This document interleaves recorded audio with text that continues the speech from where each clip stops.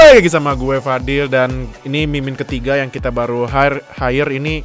Kemarin dia ngide, ini bang, ini buat Amefuto 101 bikin Q&A aja di Instagram, nanti dijawab di YouTube. Ya udah deh, gue turutin. Jadi kemarin bikin Q&A, jadi ini lumayan banyak yang nanya. Jadi gue bakal jawab 10 pertanyaan yang menurut gue menarik dan ya yang bisa gue jawab ya. Karena sebenarnya sih gue bisa jawab semuanya, cuman yang menurut gue menarik ya. Jadi yang pertama ini dari Adli Febrian. Min, tolong bahas formasi dan taktik dasar kayak 3-4-4-3 nickel dimes sama road kayak slants, in, out dan sebagainya. Oke. Nah, itu pertanyaan pertama. Jadi simpelnya gini, kalau gue bakal jawab yang dia sebut ya. Oke, jadi yang pertama itu kalau defense itu tadi ada 4 yang menurut gue paling sering dipakai. 3-4-4-3 nickel sama dime. Kalau 3-4 itu simple ya. 3-4 oke. 3-4 berarti 3 defensive lineman, 4 linebacker. Dah. 4-3 berarti 4 defensive lineman, 3 linebacker. Gitu. Itu simpelnya. Contohnya kalau mau lihat tim yang pakai 3-4 defense itu kebanyakan di AFC nggak salah, kayak tim jagoan gua nih Steelers. Nih, tim jagoan gua dia kan pakainya 3-4 defense. Kalau 4-3 itu lu lihat 49ers. 49ers kan lineman-nya ada 4 kan. Kemarin tuh ada Nick Bosa, ada Teron Armstead, ada DeForest Buckner, ada satu lagi gue lupa. D4 ya kalau salah. Nah, itu contohnya 4-3. Nah, kalau nickel itu berarti defensive back-nya ada 5. Nah, berarti karena 5, peraturan NFL kan harus 11 pemain. Jadi, salah satu dari defensive lineman atau linebacker harus ditarik buat masukin satu defensive back. Kan kalau defensive back itu cornerback sama safety. Nah, itu nickel. Kalau dime itu nickel tambah satu defensive back. Jadi kalau dime itu ada 6 defensive back gitu. Jadi ya kalau 6 ya harus sesuai peraturan 11 harus 11 ini 11 pemain ya. Jadi mau tarik satu defensive lineman atau tarik 2 defensive lineman atau tarik satu linebacker atau 2 ya terserah. Yang penting 6 defensive back. Nah, kalau ini yang offense route nih. Tadi kan minta dijelasin slants, in sama out ya. Kalau slants itu kebetulan dulu kan gue pernah main jadi QB ya. Jadi gue tahu sebagian lah route running ini. Nah, sebelumnya gue bakal kasih nih. Ini route running. No. Route tree namanya nih. Ini route tree. Oke. Ini pohon route. Oke. Nah, slant itu jadi lu lari dari lurus, nanti lu belok ke kiri atau kanan itu sekitar 45 derajat lah ya. Itu slant. Nah, itu contohnya yang lu semua pada ini ceng-cengin tuh Michael Thomas, you are tripping. Michael Thomas cuma bisa slant. Michael Thomas bisa semua lah, gimana sih? Nah, kalau in itu berarti route-nya dia masuk ke arah QB. Jadi kalau misalnya nih contoh dia berdiri di bagian kanannya QB nih line-nya. Nah, dia kan lari lurus ke kiri.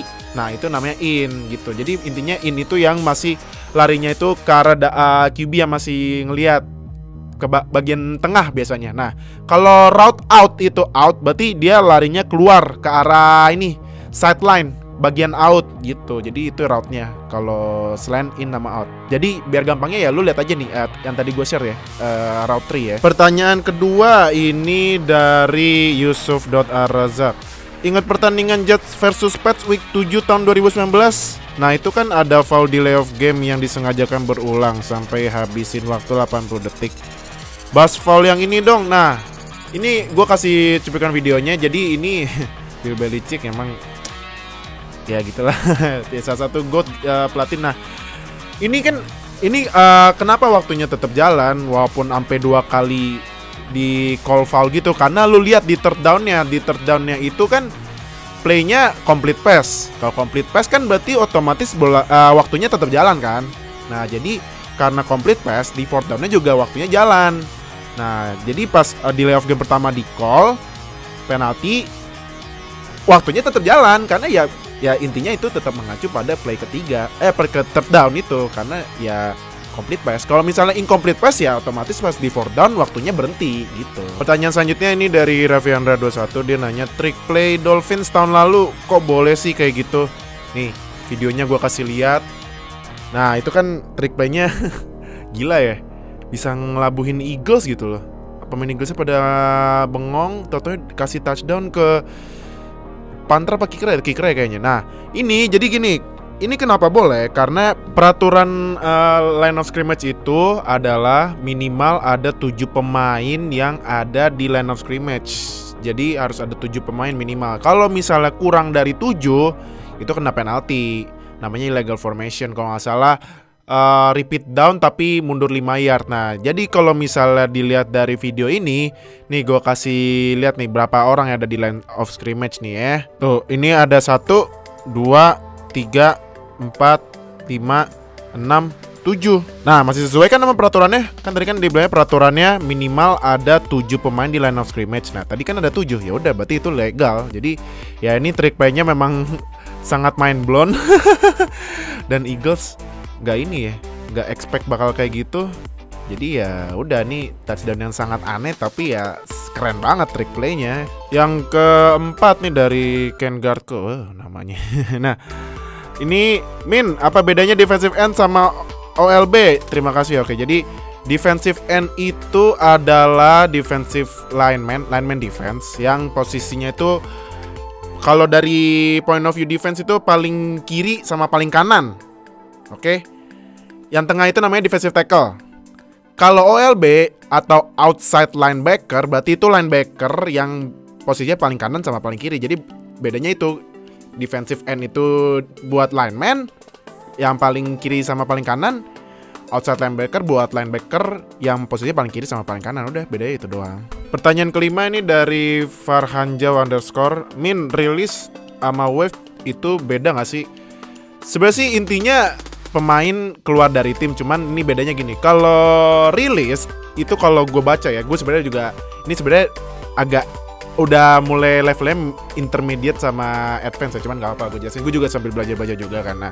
Jadi kalau release itu kalau misalnya ada pemain yang udah lebih dari 4 musim terus dia nggak lanjut di tim yang dia main sebelumnya, itu berarti dia dirilis otomatis. Nah, itu kalau dia dirilis itu nggak ada nama sistemnya, itu sistemnya sistem waiver. Waiver itu kalau lu main fantasy football pasti lu tahu. Nah, ini kalau dirilis berarti dia otomatis langsung jadi free agent abis dirilis. Nah, kalau di wave itu kalau misalnya ada pemain yang kurang dari 4 tahun pengalamannya main di NFL, berarti biasanya itu rookie ya. Nah, ini kalau misalnya pemain tersebut dikeluarin dari tim, dia bakal ada di sistem waiver itu. Kalau misalnya dia nggak ada yang ngambil dari tim lain sama 24 jam, berarti dia bakal jadi unrestricted free agent. Berarti dia bisa desain sama tim apapun.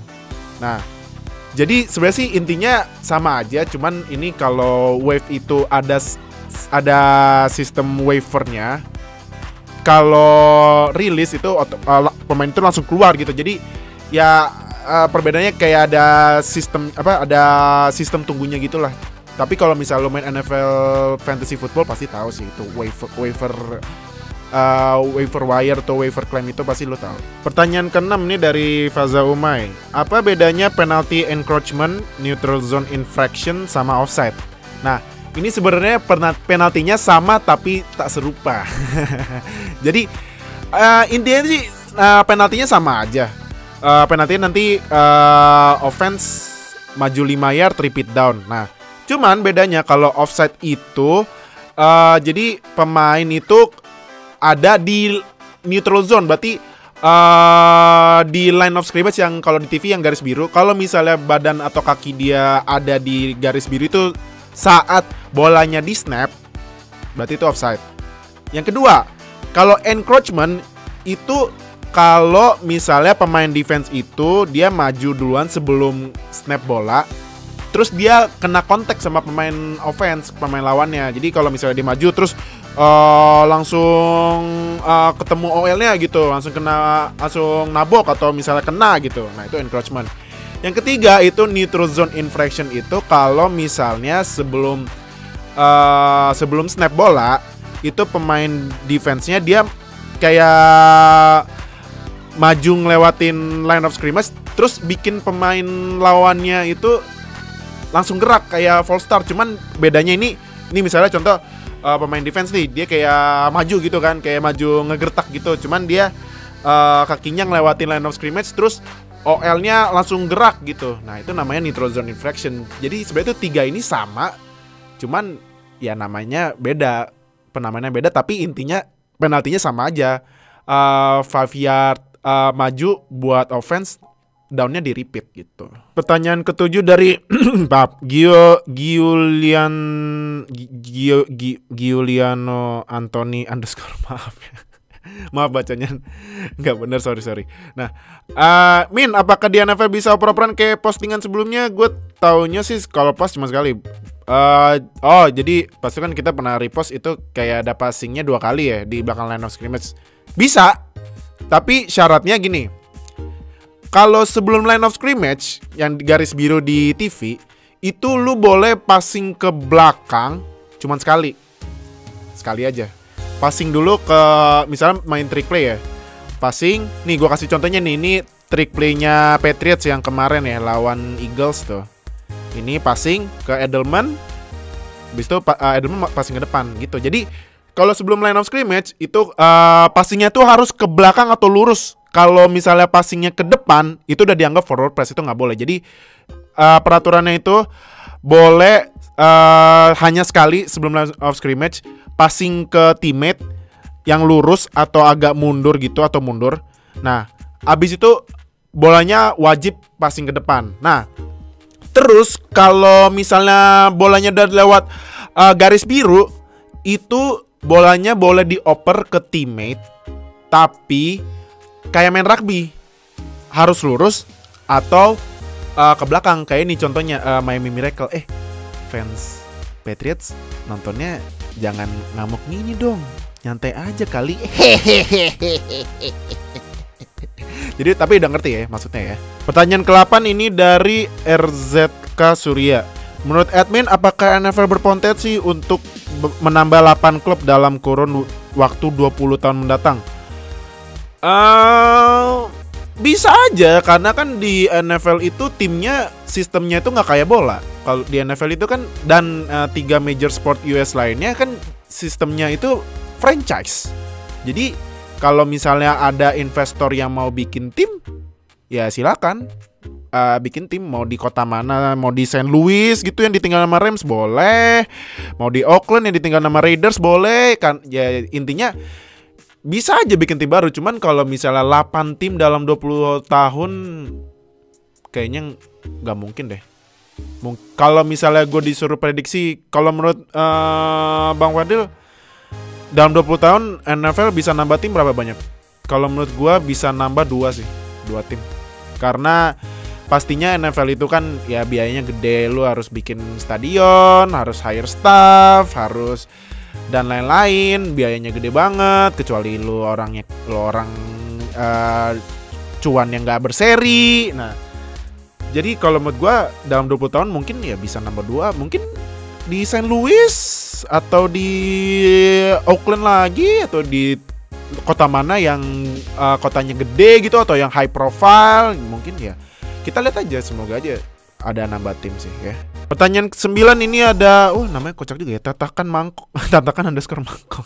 Nah, dia nanya, Min mau nanya tentang sistem salary cap penalty sama rule tentang neutral zone. Oh, kalau neutral zone infraction kan tadi gue udah jelasin ya. Cuman kalau salary cap sama cap penalty, jadi gini, gue kalau salary cap lu rada-rada paham, cuman mungkin nanti ada episode terbaru kali ya, nanti episode selanjutnya mengenai salary cap. Jadi salary cap itu adalah batasan maksimal gaji yang harus didistribusikan oleh tim ke para pemainnya di tim tersebut. Nah, jadi salary cap ini gunanya untuk biar kompetisi tetap adil gitu. Jadi ya jangan yang timnya lemah, mungkin ada momennya dia jadi bagus, tim yang bagus ada momennya dia jadi jelek gitu karena salary cap. Jadi ya salary cap kalau misalnya lu punya tim jagoan, lu punya banyak pemain jagoan, tapi gajinya gede, ya lo harus korbanin salah satu biar tetap masuk di salary cap. Nah, cap penalti itu maksudnya gini, kalau sepengetahuan gue ya, mungkin kalau yang tahu bisa tambahin di komen. Jadi cap penalti itu atau cap hit kali ya nama lainnya. Nah, jadi misalnya ada pemain yang satu pemain dikeluarin dari timnya, cuman ini gajinya udah terlanjur dibayar ke pemain tersebut. Nah, itu namanya cap hit. Jadi intinya itu cap hit atau cap penalti itu adalah berapa banyak uang yang hilang. Ya sebenarnya sih gaji kan uangnya juga hilang ya dikasih ke pemain. Jadi intinya gini nih, kalau gua simpelin ya, berapa banyak gaji yang diberikan ke pemain yang ternyata pergi dari tim itu gitu. Jadi itu namanya intinya cap hit atau cap penalty. Pertanyaan terakhir nih yang ke-10, ini ada dari Ananda Muhammad. Dia nanya, coba jelasin formasi atau strategi defense sama special teams. Kalau formasi atau strategi defense ini lumayan banyak ya. Kalau gue jelasin pasti agak mumet mungkin. Nanti kita kebetulan nih nanti regular season kita ada konten baru. Jadi tungguin aja, kita bakal jelasin taktik offense dan defense. Tungguin aja nanti bulan September. Nah, kalau special team gue bisa jelasin dikit. Kalau special team itu ada 3. Kick off, punt, sama field goal. Kalau kick off pasti udah tau lah kick off ya. Kick off itu pasti setiap mulai pertandingan atau setiap lawan bikin skor. Yang kedua itu punt, kalau tim ngepunt biasanya saat fourth down. Nah, itu yang nendang punter. Kalau field goal itu kalau misalnya jarak bola ke tiang kuning yang di lapangan yang lo lihat di TV itu misalnya memungkinkan buat ditendang bola sama kickernya, nah itu namanya field goal oleh special team. Kalau field goalnya masuk dapat poinnya 3. Nah, jadi di special team sih intinya 3 sih. Kick off, punt, sama field goal. Nah, itu Q&A Ame Foto One on One episode kali ini. Thank you banget udah nonton. Cuman abis gue scroll lagi nih ada pertanyaan satu menarik banget nih. Ini dari Chef Juna. Wah, Chef Juna nanya loh. Serius. Nih, dia nanya kenapa Kyler Murray overrated banget di NFL walaupun first draft pick.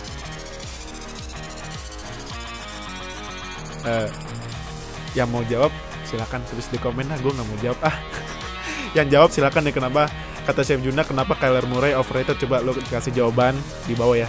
Silakan jawab. Diseru loh kalau mau didebatin di komen, karena kalau gue jawab di video nanti aja deh, gue jawabnya di komen aja. Jadi udah itu aja Q&A Ame Foto One on One sekarang. Thank you banget udah nonton, thank you banget udah support kita. Jangan lupa ini kalau gue lihat subsnya dikit lagi ke 1000. Kalau misalnya udah 1000 ya lu nanti ada giveaway ini glove. Habisnya ini nggak keluar. Kalau misalnya ada 1000 subs di YouTube ya keluar itu glove. Jadi ya udah langsung jangan lupa subscribe ke lonceng samping subscribe biar nanti kita upload video dapat notifikasi. Jadi thank you banget udah nonton. See you di episode Ame Foto One on One atau konten-konten terbaru selanjutnya, karena season tak lagi mulai nih bulan September. Yes, dikit lagi. Jadi thank you udah nonton. See you di episode selanjutnya ya. Dadah.